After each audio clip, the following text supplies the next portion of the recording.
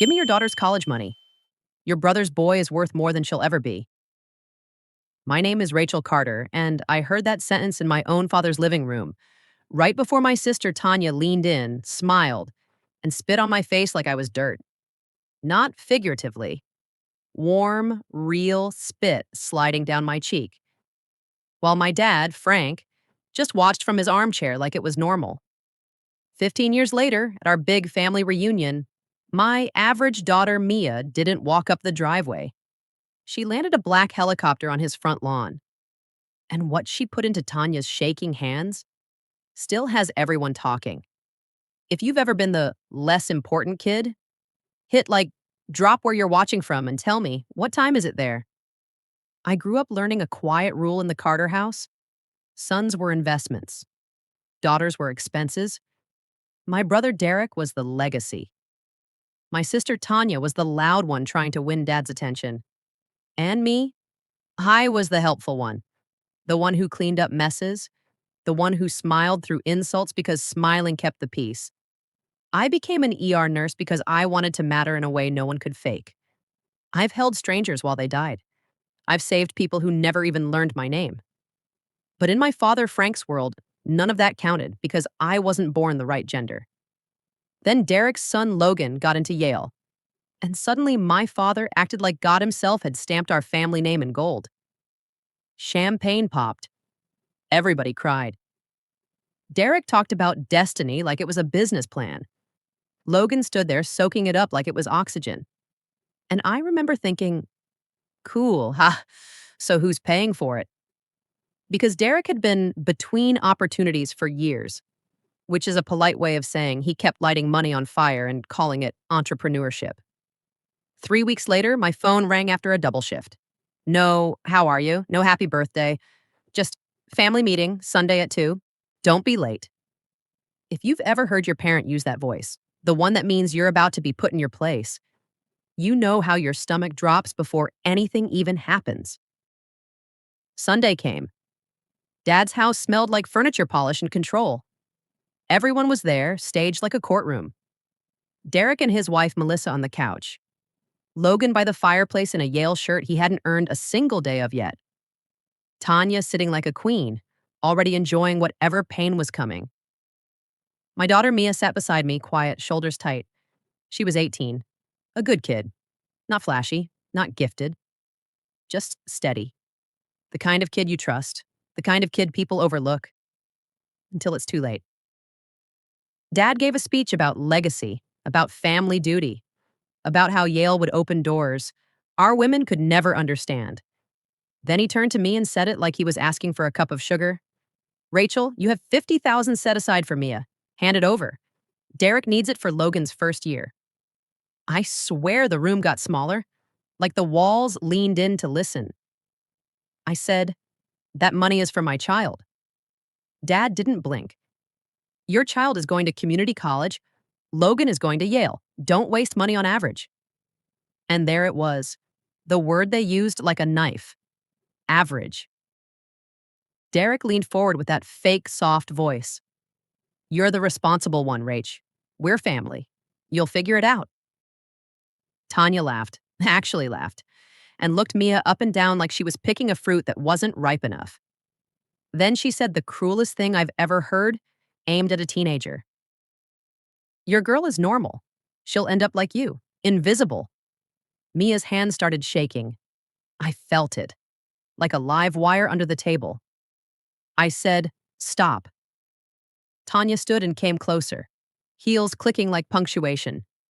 Oh, don't act holy. Dad's giving you a chance to finally contribute. For once in your life. Then my father did the thing that still makes my skin crawl. He leaned back in his chair and said, calm as iced tea. If you refuse, you're not welcome here anymore. Imagine being a grown woman with a career saving lives, and your own father still thinks he can exile you like you're a servant who talked back.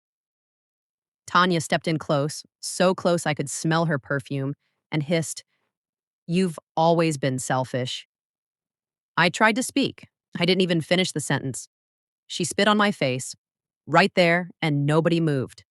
Not Derek, not Melissa, not Logan, not my father. My father watched like it was entertainment and said, "You deserve that." I didn't wipe it off right away. I wanted Mia to see the truth, clean, ugly truth, so she'd never confuse blood with love ever again. Then I did the one thing they didn't expect. I stood up and said, "You can't have it. It's not mine." Dad narrowed his eyes. "Excuse me?" "It's a trust. My grandmother set it up. Independent trustee. Mia's education only. Receipts required. You can't touch it." The room went dead. Derek sputtered. Tanya's smile cracked. Logan stared at the floor like he suddenly remembered gravity. And I took Mia's hand and said, "We're leaving." As we walked out, my father shouted threats behind us. But I didn't look back. Because in that moment, I understood something simple. You can survive a family, but your self-respect won't survive you staying at a table where you're served humiliation like dessert. If this part hit you in the chest, if you've ever been pressured to sacrifice your future for someone else's golden child, drop a comment. I read them. And I'm telling you right now, the next part is where everything changes. After we walked out of my father's house, the silence that followed wasn't peaceful at first. It was loud. No calls, no holidays, no just checking in. Nothing. One day you're a daughter, and the next day you're a rumor people stop repeating. For a while, I kept expecting an apology to show up like a late package. I'd hear the phone ring and think, maybe Dad finally realized he crossed a line. But the phone never rang for that reason. And eventually you stop hoping, because hoping starts to feel like begging. Mia and I got smaller on purpose. We lived inside our little house like it was a lifeboat. I worked extra shifts, night shifts, holiday shifts, the ones that wreck your sleep and your soul. There were nights I came home smelling like antiseptic and grief, and Mia would be at the kitchen table doing homework, like it was her job to keep the world steady. She did community college first because it was what we could afford. And listen, people love to insult community college like it's failure. But I watched Mia fight for every credit hour like it was a brick in a new life. She took the bus, she worked at a coffee shop, she walked into class, tired and still showed up. Meanwhile, the family mythology kept floating around town. Church ladies, old neighbors, distant cousins. That's how you hear news when you're dead to a family. A friend of my grandmother, June Whitaker, sharp as a tack, would stop by and casually drop updates like she was reading weather reports. "Logan dropped out," she said one afternoon over tea, 5 years after the meeting. I blinked. "Dropped out of Yale?" June nodded like it was the most predictable thing in the world. Too much pressure, too much work. Derek's telling everyone it's a gap year. A gap year that turned into more years, into drifting, into excuses. Then she told me Tanya's husband left her and took everything, the house, the savings, even the dog. And Tanya, my sister who spit on my face, ended up couch surfing, then a shelter. Life has a way of stripping people down to whatever's real underneath. And my father? June said he still spoke about Logan like he was about to become somebody. The way people cling to a fantasy when reality won't cooperate. But he never spoke about me. That part used to hurt. Then it got quiet inside me, like my body finally stopped reaching for a door that was locked on purpose. Here's what did matter. Mia didn't turn bitter. She got tired. She got discouraged. But she never turned cruel. After community college, she transferred to a state university and commuted because dorms were expensive. She'd work a shift at the coffee shop, sit through night classes, then come home and open her laptop again. That laptop became her world. Code, tutorials, forums, little sticky notes all over her wall. Words I didn't understand. APIs, algorithms, energy grid. I'm a nurse. I can restart a heart, but ask me about software, and I'm like a toddler staring at a microwave. One night, I came home late and she was still awake, eyes bloodshot, fingers flying. I said, "Baby, sleep." She didn't look up. If I sleep now, I lose the thread. I remember standing there thinking, this is what gifted looks like when nobody claps for you. It's not a trophy, it's a grind. She told me about a hackathon, teams building apps to solve environmental problems. She didn't win. But an investor asked for her card and said, I'm keeping an eye on you. I didn't understand that sentence then. Now I know it can be the first crack in a wall you didn't even know was breakable. A few years later, she called me and her voice sounded different, like she was trying not to explode. Mom, she whispered, I just got offered $500,000. I sat down hard. Say that again. A venture group wanted to fund her idea, an energy management platform to help businesses track waste and cut costs. She would have to quit her job, risk everything, go all in. And the scary part? She wasn't born rich. She didn't have a safety net. She had me, a tired nurse with aching feet and a daughter I promised I'd never let them break. I said, What does your gut say? She paused. My gut says this is my chance. So she jumped. The first years were brutal. She worked insane hours. The company almost collapsed. People quit. Deals fell apart. She ate ramen in a studio apartment like success was something you starved for first.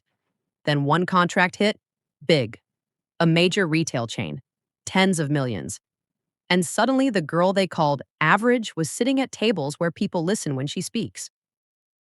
Here's the part that still wrecks me. She didn't just get rich. She got intentional. 6 months before the reunion, she sat me down and opened a briefcase full of papers. Mom, she said, I started a foundation. She named it the Evelyn Ross Foundation, after my grandmother, the only person who ever saw us clearly. Scholarships, training programs, transitional housing, help for women who've been abandoned, broken, cornered. And then Mia said, I found Aunt Tanya. My stomach dropped. Why? She's in a shelter, Mia said. And I want to offer her a spot in our program. I stared at my daughter like she'd grown a second head. After what she did, Mia's eyes didn't flinch. This isn't forgiveness. This is choosing who I want to be. If you're still with me, I need you to answer this in the comments. Would you help someone who humiliated your mother if you had the power to crush them instead? Because the next part, what happened at the reunion, made me realize my daughter didn't just succeed. She became something my family never taught us how to be. The reunion invitation arrived like a dare. Thick paper, fancy font, my father's address stamped on the back like a seal of authority. 15 years of silence, and suddenly they wanted family togetherness. My first instinct was to tear it in half. But Mia said, calm as a doctor delivering news, I'm going. For what? I asked. So Grandpa can pretend he never tried to steal your future? She shook her head. I'm going for Grandma Evelyn. And for us. She refused to tell me how she'd arrive, just smiled and said, trust me. So I drove there alone, heart pounding the whole way, like my body remembered danger even if my mind tried to act grown. The house looked smaller than I remembered. Paint peeling. Yard not as sharp. Even the mighty decay when the truth starts eating the foundation. Family members milled around like nothing happened. Like my face hadn't been spit on, like my daughter hadn't been called worthless. Derek looked heavier, defeated. His wife's pearls looked dull. And Logan? Oh, Logan. Stood near the hedge, wrinkled shirt, eyes hollow, holding a beer like it was medication. My father sat with an oxygen tube in his nose. He looked older, thinner, fragile. He saw me and gave that tiny nod like we were two strangers at a bus stop. Then the air changed. A sound rolled in from above, deep, mechanical, wrong for suburban Georgia. Thup, thup, thup. Heads tilted up. Conversations died mid-word. A sleek black helicopter appeared over the trees and circled like it owned the sky. People started panicking. Napkins flew. A cousin screamed. Someone yelled, Is that for a celebrity?